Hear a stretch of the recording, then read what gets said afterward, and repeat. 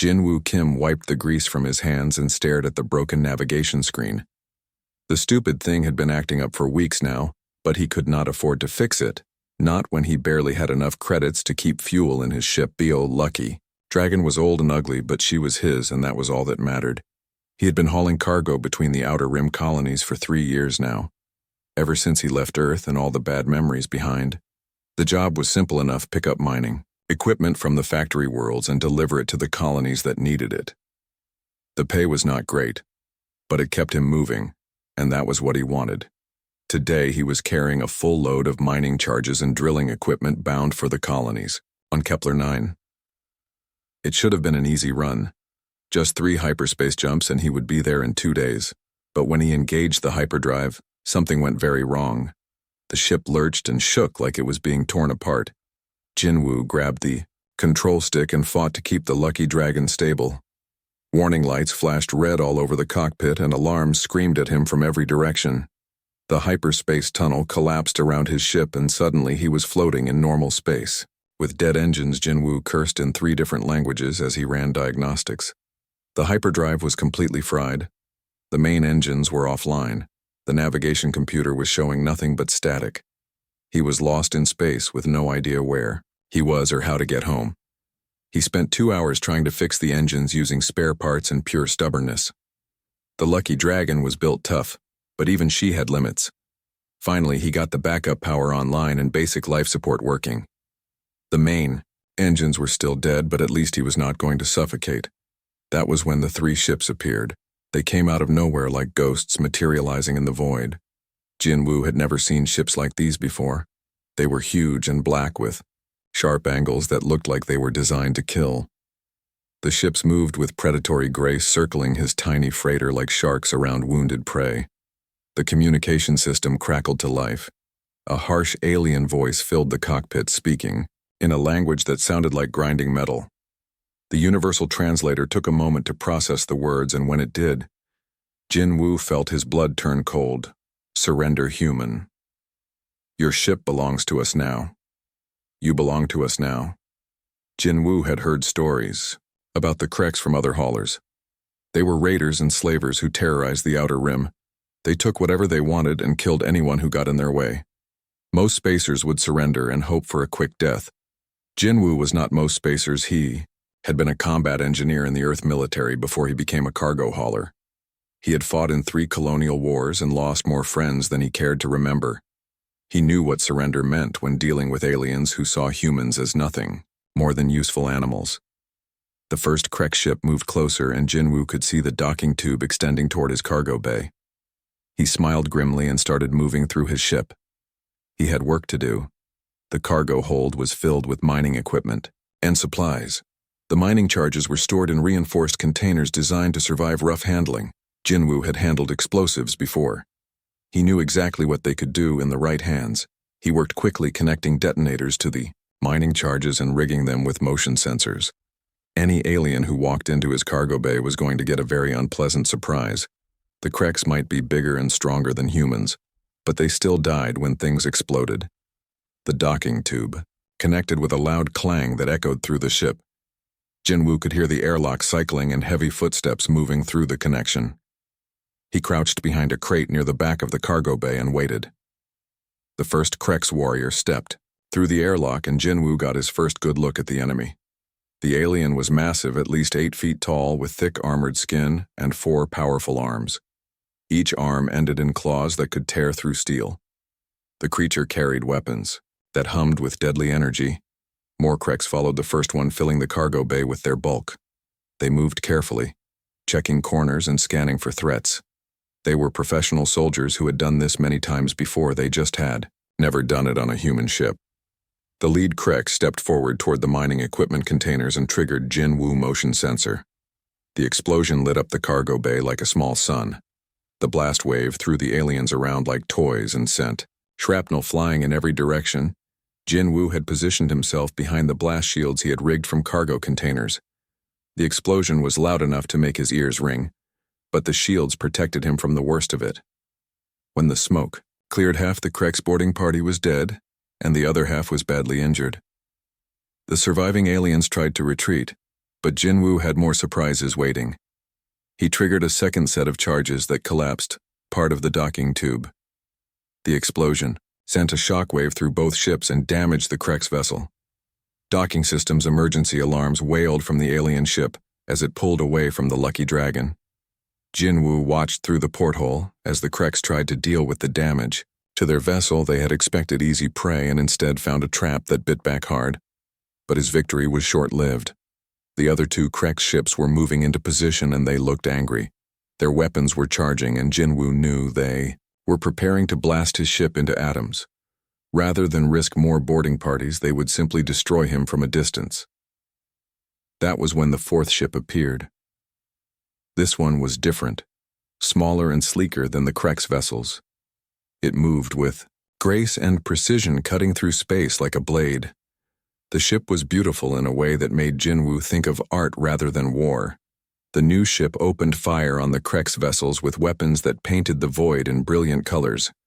The energy beam struck with surgical precision, targeting specific systems rather than trying to destroy the enemy ships outright. It was the kind of fighting that required incredible skill and technology. One of the Krek ships returned fire, but the smaller vessel danced away from the attack like it was performing a ballet. The pilot was better than anyone Jinwoo had ever seen. The ship seemed to anticipate every move the Kreks made. But then something went wrong. A piece of debris from Jinwoo's earlier explosion caught the small ship engines. The vessel lurched and began spinning out of control. Its beautiful dance turned into a desperate struggle for survival. The ship pilot managed to regain some control, but the engines were clearly damaged. The vessel limped toward the Lucky Dragon, trailing sparks and venting atmosphere. The communication system crackled to life again, but this time, the voice was different. "Human vessel. This is diplomatic courier, requesting emergency docking permission. To come aboard." Jinwoo hesitated. The voice sounded female and spoke perfect standard galactic. The ship had helped him fight the Kreks, but he had learned not to trust anyone in the outer rim. Still, the alternative was watching whoever was in that ship die from engine failure. He activated the docking systems. "Come ahead, but keep your hands where I can see them." The small ship connected to his airlock with a gentle bump that was nothing like the violent Krek's docking. Jinwoo grabbed a plasma torch and positioned himself where he could see whoever came through the door. If this was another trap, he would be ready. The airlock cycled and the door opened. A figure stepped through and Jinwoo blinked in surprise. The alien was beautiful in a way that made his brain stutter. She was tall and graceful with blue skin that seemed to shimmer in the ship's lighting. Her hair was silver and moved like it was underwater. Her clothes were elegant and practical at the same time. She looked around, the cargo bay taking in the scorch marks and debris from the explosion. Her large eyes widened as she saw the remains of the Krek's boarding party. "You did this?" she asked. Her voice carried amazement, and something that might have been respect. Jinwoo kept the plasma torch pointed at her but found himself relaxing slightly. "They came uninvited. I sent them home the hard way." She stared at him for a long moment, taking in his soot-covered face and the improvised weapons still scattered around the cargo bay. When she spoke again, there was definitely respect in her voice. "I am Hee-Jin Park of the Valdari Diplomatic Corps. Thank you for saving my life." Human Jinwoo lowered the plasma torch but did not put it away. "Jinwoo, Kim, and lady you picked. A hell of a time to drop by." Hee-Jin Park stared at the human male covered in soot and alien blood. He was shorter than most Valdari, but there was something dangerous about the way he moved, like a predator ready to strike. The plasma torch in his hands was steady and she could see the intelligence in his dark eyes. She had studied humans during her diplomatic training. They were supposed to be primitive and violent, but the tactical brilliance of turning mining equipment into weapons impressed her. The Krek's boarding party had been eliminated with surgical precision using nothing but commercial explosives. "We need to talk," she said carefully. Her ship was damaged and the Krek's vessels were still out there.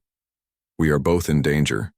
Jinwoo glanced at the monitoring screen, where two Krek ships circled like hungry wolves.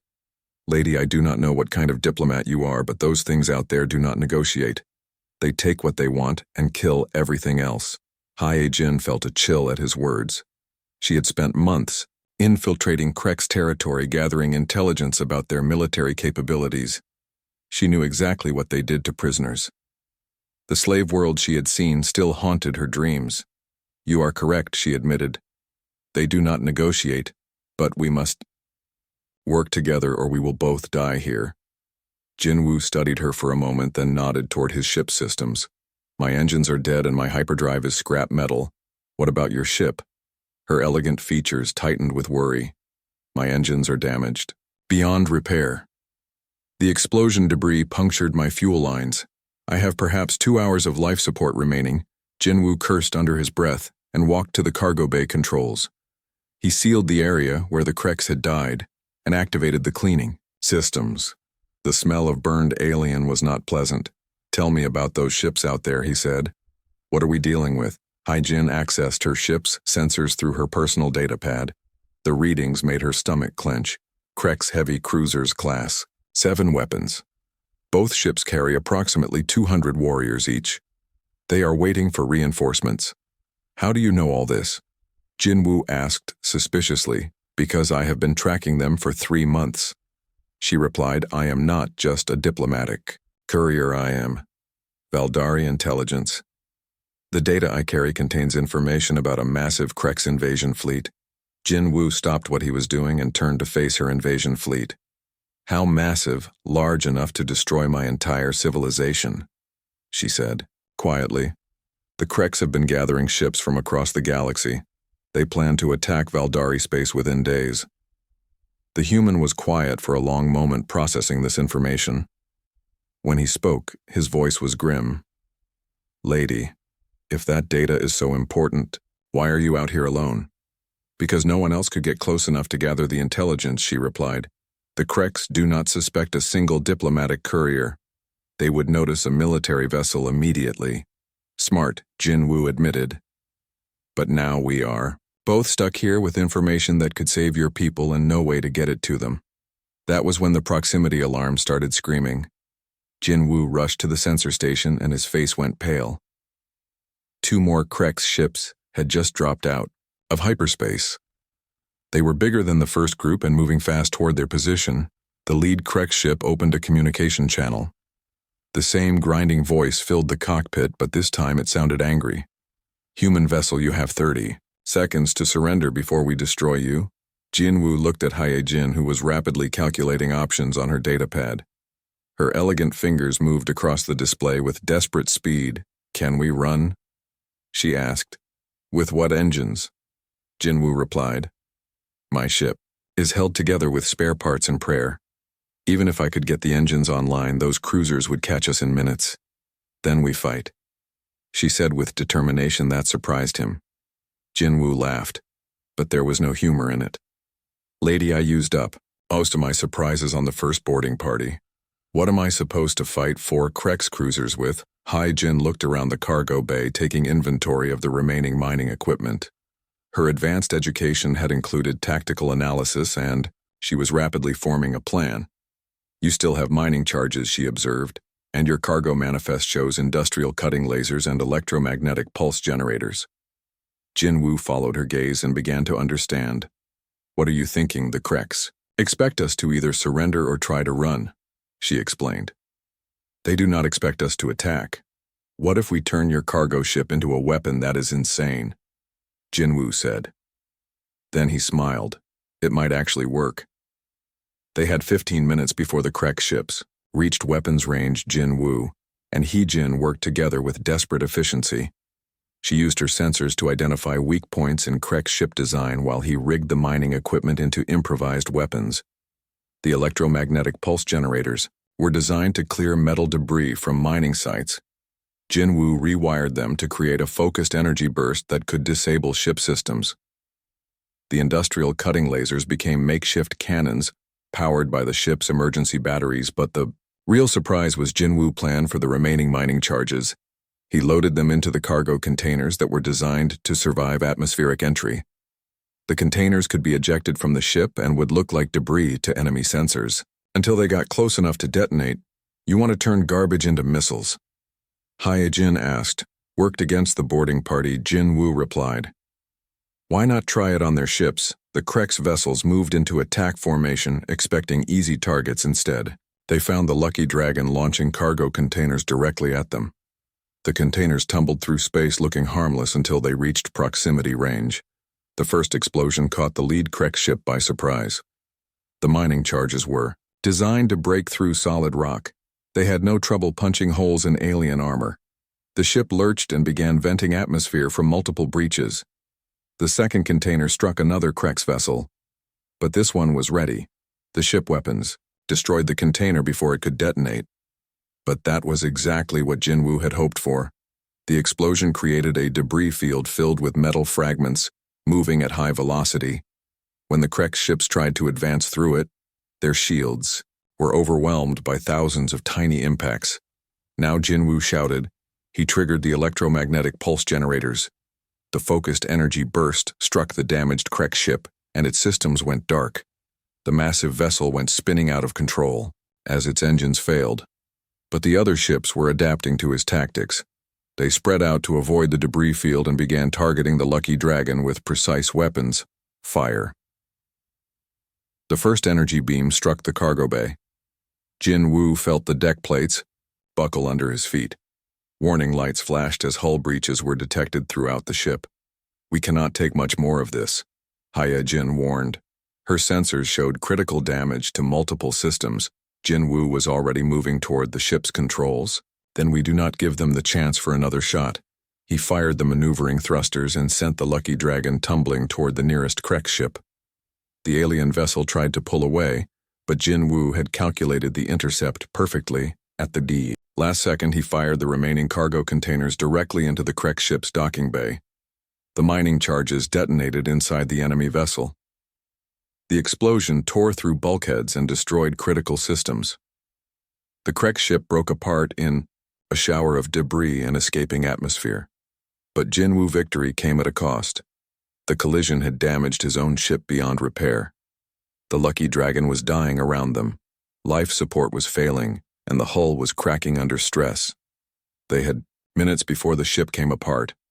The remaining Krex vessels were retreating, but reinforcements would arrive soon. They needed to escape, but both ships were too damaged to fly. That was when Jin made a desperate suggestion. My ship has a quantum communicator, she said. If we can transfer the invasion data to a Valdari military vessel. Jinwoo shook his head. Your communicator is broken. Remember. Not broken, she replied with a smile that was both beautiful and terrifying. Just damaged I can repair, but I need time and parts from your ship. Then we better get started. Jinwoo said the universe is not going to wait for us. Jinwoo crawled through the damaged corridors of the Lucky Dragon, following Jin toward her ship. The hull was groaning under stress and sparks flew from broken electrical systems. They had maybe 20 minutes before the freighter came apart. Completely. Jin moved with grace even in the cramped spaces. Her diplomatic training had included zero-gravity maneuvering, and it showed. She reached her scout ship first and began accessing the damage reports. The quantum communicator is intact, she announced, but the power coupling is destroyed. I need components from your ship's electrical systems. Jinwoo squeezed into her ship's tiny engineering compartment. The Valdari technology was elegant and advanced, but he could see the damage. The explosion had severed key connections and fried several circuit boards. I can fix this, he said, studying the problem. But we need to strip parts from my ship. The main power conduits should work. They had no time for careful repairs. Jinwoo grabbed his toolkit and started ripping components out of the Lucky Dragon while Jin worked on her ship systems. The freighter shook around them as more hull plates buckled under the stress. Tell me about this invasion fleet, Jinwoo said as he worked. He needed to keep talking to stay focused on the job instead of thinking about how they were probably going to die. Jin's fingers flew over her control panels as she rerouted power systems. The Krex have gathered over 3,000 ships, she replied. They have been building this fleet for years in secret. The attack will begin in 4 days. 3,000 ships, Jinwoo whistled. That is a lot of firepower. What does your military have to stop them? Perhaps 800 vessels, she said, quietly, and her voice carried the weight of despair. Most of our fleet is designed for exploration and diplomacy, not warfare. We have never faced an enemy like this. Jin Woo connected the power coupling and felt the system come online. The quantum communicator hummed to life, but the signal was weak. They would need more power to reach Valdari space. Why did they wait so long, he asked. Why build such a massive fleet for one attack? Because they do not just want to conquer us, Hyejin replied. They want to enslave us. The Kreks need workers for their mining operations and manufacturing. They see the Valdari as perfect slaves because we are intelligent and peaceful. Jinwoo had seen the aftermath of Kreks raids before, entire colonies stripped of everything valuable, including the people. The aliens were efficient in their cruelty. They took what they needed and destroyed everything else. We are not going to let that happen, he said with grim determination. The ship shuddered as another section of hull gave way. Emergency lights flickered and the artificial gravity fluctuated. Jinwoo could hear atmosphere escaping through multiple breaches. They were running out of time. The communicator is ready, Hyejin announced, but the signal is too weak to reach our military headquarters. We need more power. Jinwoo looked around the tiny engineering space and had an idea. What if we use my ship's reactor? The Lucky Dragon is dying anyway. We could overload the power core and use the energy surge to boost your signal that would destroy both ships, she pointed out. Jinwoo shrugged. Better than letting your people get enslaved. Besides, I was getting tired of hauling cargo anyway. Hyejin stared at him with something that might have been admiration. You would sacrifice your ship and possibly your life for people you have never met. Lady, I have seen what the Kreks do to prisoners. Jinwoo replied, your people do not deserve that fate.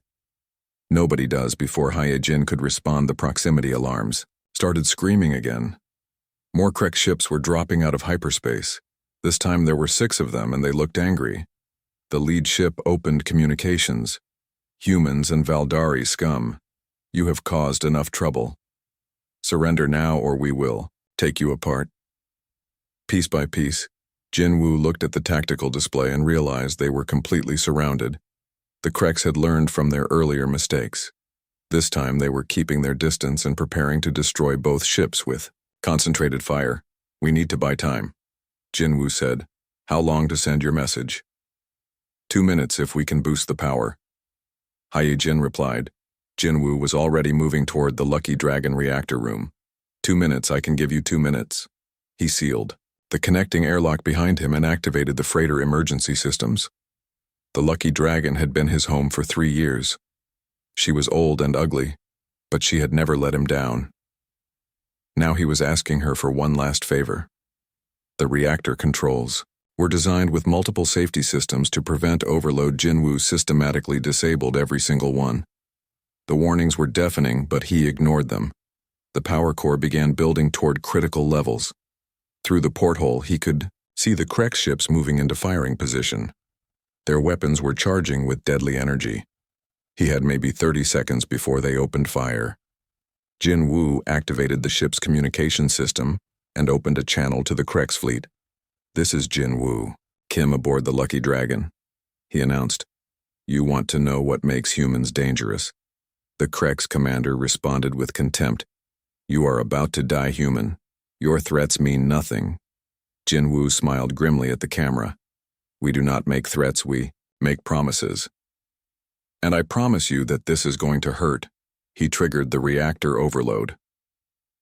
The Lucky Dragon power core went critical in a controlled explosion that lit up space like a small star. The energy surge flowed through the connecting cables into Hyejin ship systems. The quantum communicator blazed to life with power Jinwoo had never seen before. The signal punched through space toward Valdari territory, carrying the invasion plans and tactical data that could save an entire civilization. But the explosion also created a massive electromagnetic pulse that swept across the Kreks fleet. Their ship's electronics went dark, and their weapon systems failed. The aliens found themselves floating helplessly in space. The Lucky Dragon was tearing herself apart from the inside. Emergency bulkheads slammed shut as sections of the ship depressurized. Jinwoo fought his way back toward Hyejin vessel. As his home died around him, he reached the connecting airlock just as the freighter main hull cracked open. The Lucky Dragon broke apart in a shower of debris, but she had done her job. The message was sent and the Kreks fleet was disabled. Hai Jin grabbed Jin Woo and pulled him into her ship as the airlock sealed behind them. Her elegant features were tight with concern. "Are you injured?" she asked. Jin Woo looked back at the wreckage of his ship floating in space. "Just my bank account," he replied, but his voice was rough with emotion. The Krek ships were already beginning to restore power. Their backup systems were coming online, and it would not be long before they could move again. "We need to leave," Hyejin said, but her engines were still damaged. Jinwoo studied her ship systems with professional interest. The damage was bad, but not impossible to fix. "Give me 10 minutes and some spare parts. I can get us moving. You can repair Valdari technology," she asked with surprise. "Lady, I have been fixing broken things my whole life," Jinwoo replied. "Your ship is just another broken thing that needs attention." While he worked on the engines, Hyejin monitored the communication channels. The quantum message had reached its destination, and Valdari Military Command was responding with emergency orders. Fleet movements were already beginning as her people prepared to face the Krek's invasion. "Your sacrifice may have saved my entire civilization," she told him. Jinwoo connected the final repair and felt the engines come online. "Save the speeches for later," he said. "We still need to get out of here alive." The scout ship moved away from the debris field as the Krek's vessels slowly regained power. Behind them, the wreckage of the Lucky Dragon drifted in space along with the remains of several alien ships. It had been a hell of a fight, but they were still alive and the mission was complete. The Valdari would be ready when the Krek's fleet arrived. Now they just had to survive long enough to see how the story ended. Hyejin's small scout ship limped through space with damaged engines and failing life support systems. Jinwoo worked frantically to keep the vessel running while she monitored long-range communications. The nearest Valdari outpost was still 2 days away through space, crawling with Krek's patrols. The ship was not designed for 2 people. The living quarters were tiny, and they were forced to share everything. Jinwoo found himself sleeping on the floor, while Hyejin took the single bunk. But the close quarters meant they had to talk, and talking led to revelations neither had expected. "Why did you leave Earth?" Hyejin asked as they shared a meal of emergency rations. Her elegant fingers moved carefully with the unfamiliar human food. Jinwoo was quiet for a long moment, staring at the stars through the porthole. "I lost my entire unit in a colonial war," he finally said. 20 good soldiers died because I made a mistake in calculating blast patterns. I thought cargo hauling would be safer." Hyejin studied his face in the dim light. She had read the files on human military conflicts. They were brutal affairs where soldiers faced impossible odds with primitive weapons, but she was beginning to understand that humans turned their weaknesses into strengths. "You were a military engineer," she observed. "That explains your skill with explosives." Jinwoo nodded. "I spent 5 years learning how to blow things up properly. The military taught me that every problem has a solution if you use enough force in the right place." "What about you?"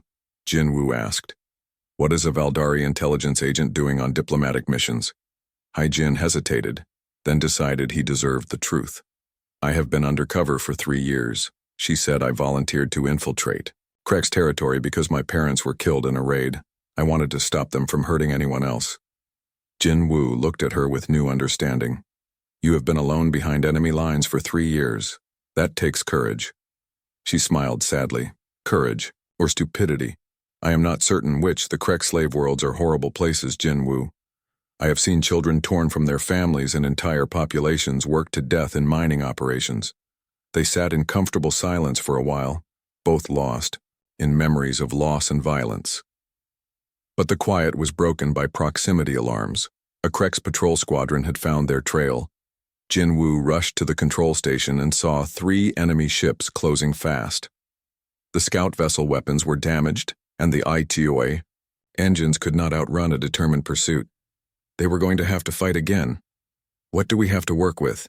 he asked. Hyejin checked the ship's inventory. "Very little," she replied. "The emergency supplies include some basic tools and a small medical kit.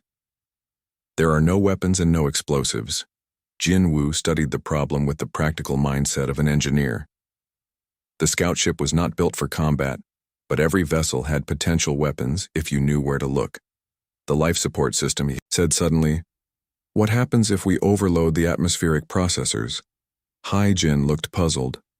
They would vent toxic gases into space, she replied, but that would not help us against enemy ships. Jinwoo smiled.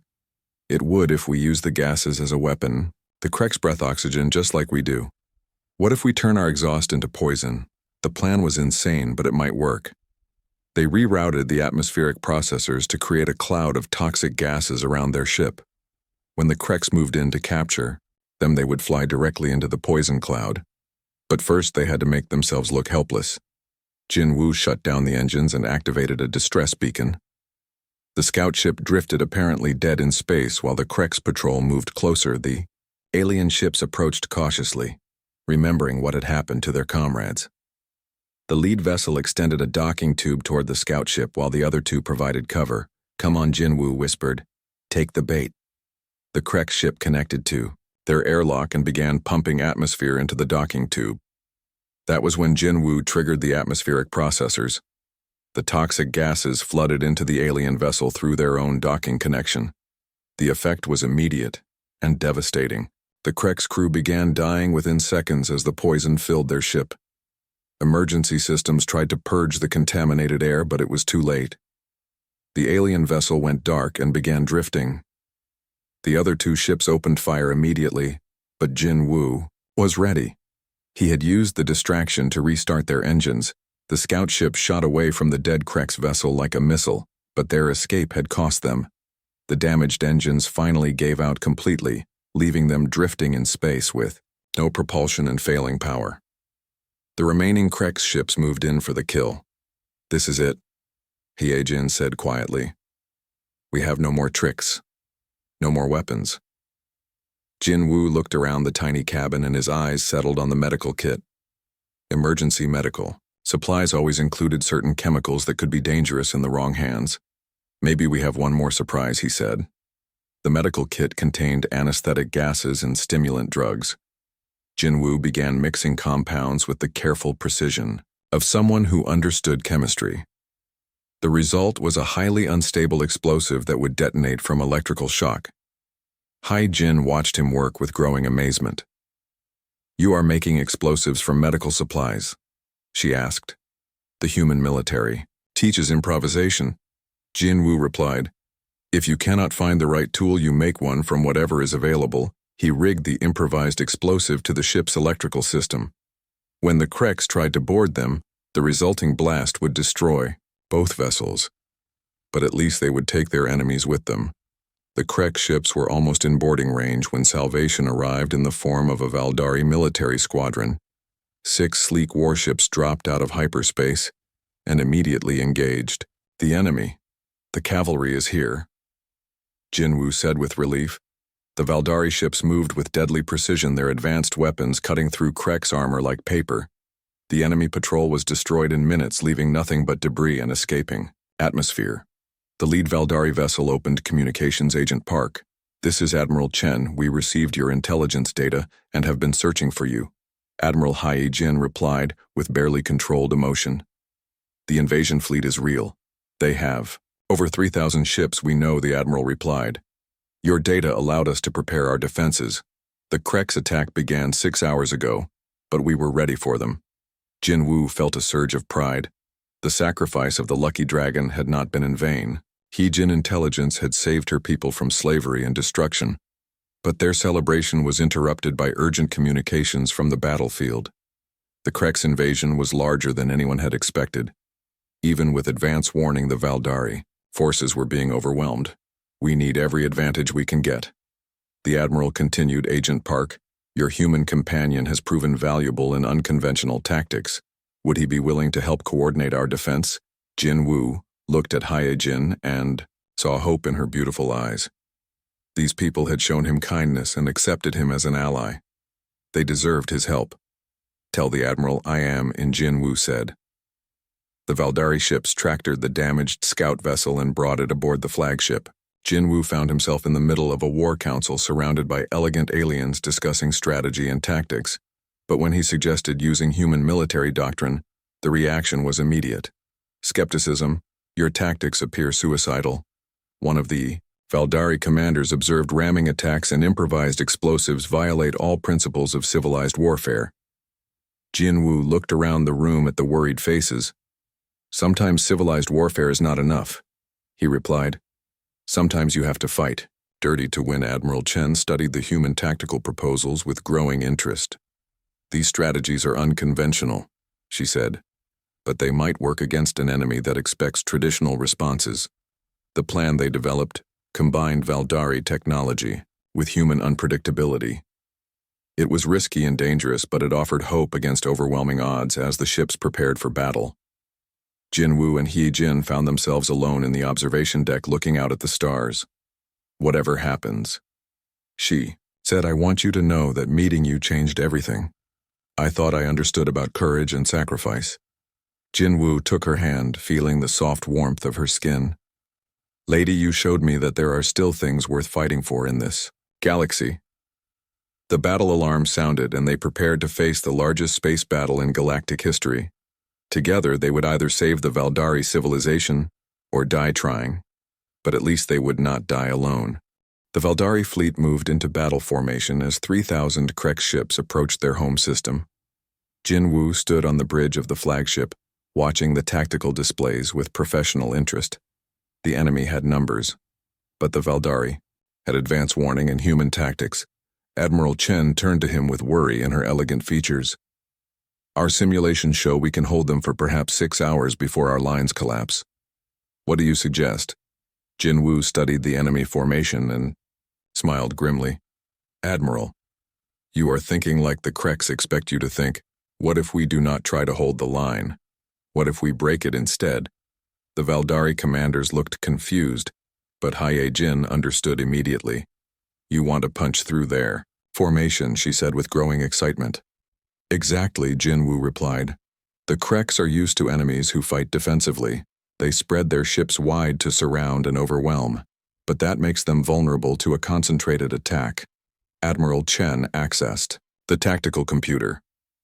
"The central formation does have weaknesses," she admitted, "but breaking through would require sacrificing many ships." Jinwoo nodded. "Then we make sure those sacrifices count.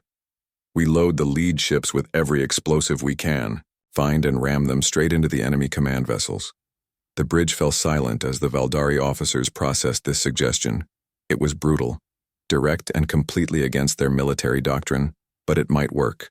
"I will lead the attack," Jinwoo said quietly. He-Jin stepped forward, her voice firm. "We will lead it together." Admiral Chen looked between them and saw something that had not been in her tactical calculations. These two had learned to fight as a team, combining human aggression with Valdari precision. The combination might be exactly what they needed. "Very well," she decided. "Agent Park, you and Jinwoo will coordinate the breakthrough attack. I am giving you command of the assault squadron." The next hour was spent in frantic preparation. Valdari engineers worked with Jinwoo to modify their ships for ramming attacks. They stripped out non-essential systems and packed the empty spaces with explosives. The elegant vessels were transformed into guided missiles. He-Jin coordinated with the fleet commanders to identify priority targets. The Krek's command ships were heavily armored, but they had weak points that could be exploited. Her intelligence about enemy ship design proved invaluable. As the fleets closed to weapons range, Jinwoo and He-Jin took command of a modified cruiser. Their ship was loaded with enough explosives to level a small moon, but they would only get one chance to use them. The Kreks opened fire first. Their massive energy weapons lit up space with deadly beams. The Valdari fleet responded with precision strikes targeting specific enemy systems. The battle was beautiful and terrible at the same time. The first phase went exactly as planned. The Kreks spread their formation wide, trying to surround the smaller Valdari fleet. Their command ships moved to the rear where they thought they would be safe. That was when Jinwoo launched his surprise attack. The assault squadron shot forward like arrows aimed at the heart of the enemy fleet. Their ships were fast and heavily armed, but more importantly, they were unpredictable. The Kreks had never faced opponents willing to sacrifice everything for victory. The lead ships smashed into the Kreks formation with devastating effect. Each impact was followed by massive explosions that tore through alien armor and destroyed critical systems. The enemy line began to collapse as their ships scattered in confusion, but the attack came at a terrible cost. Half the assault squadron was destroyed in the first minutes of combat. Jinwoo watched good ships die around him and felt the familiar weight of command decisions. "Stay focused," Hyojin said over the communication channel. "We can mourn later. Right now we finish the job." Their ship punched through the enemy formation and found itself face to face with the Krek's fleet command vessel. It was a massive dreadnought that dwarfed everything around it. The ship bristled with weapons and armor that could withstand anything. Jinwoo looked at the tactical display and made a decision that surprised everyone, including himself. "Hyojin," he said calmly, "I need you to target their main reactor with our remaining missiles." She looked at him with sudden understanding. "You want to ram them? The command ship is too heavily armored for a normal attack," Jinwoo replied. "But if we can breach their reactor containment, the explosion will destroy everything within 50 kilometers. Including us." Hyojin was quiet for a moment. Then she smiled with the same dangerous expression he had learned to love. "If we are going to die," she said, "let us make it count." They drove their ship straight at the Krek's dreadnought, while enemy weapons tried to destroy them. The cruiser shook under multiple impacts, and systems failed throughout the vessel. But the ship held together long enough to reach ramming speed. At the last second, Hyojin fired their missiles into the exact spot where the dreadnought reactor was located. The armor cracked, and atmosphere began venting from the breach. Jinwoo aimed their ship directly at the damage. The collision sent shockwaves through both vessels. The Valdari cruiser punched deep into the enemy ship before her hull finally gave way. But the ramming attack had done its job. The Krek's reactor went critical in a chain reaction that consumed the entire dreadnought. The explosion lit up the battlefield like a new star. When the light faded, the Krek's command ship was gone along with most of their fleet coordination. The remaining enemy vessels began retreating in confusion without leadership to guide them. Jinwoo and Hyojin found themselves floating in an escape pod, watching the debris field that had been their ship. The pod life support would last maybe an hour, but they had won. The Krek's invasion was broken. A Valdari rescue ship found them 20 minutes later. Admiral Chen herself came aboard to greet them with tears in her elegant eyes. "You did it," she said. "The Krek's fleet is retreating, and their command structure is destroyed. It will take them years to recover from this defeat." Jinwoo looked around the rescue ship and realized he had no idea what to do next. The Lucky Dragon was gone. His cargo hauling career was over, and he was stranded in alien space with no money and no prospects. That was when Hyojin made an offer that changed everything.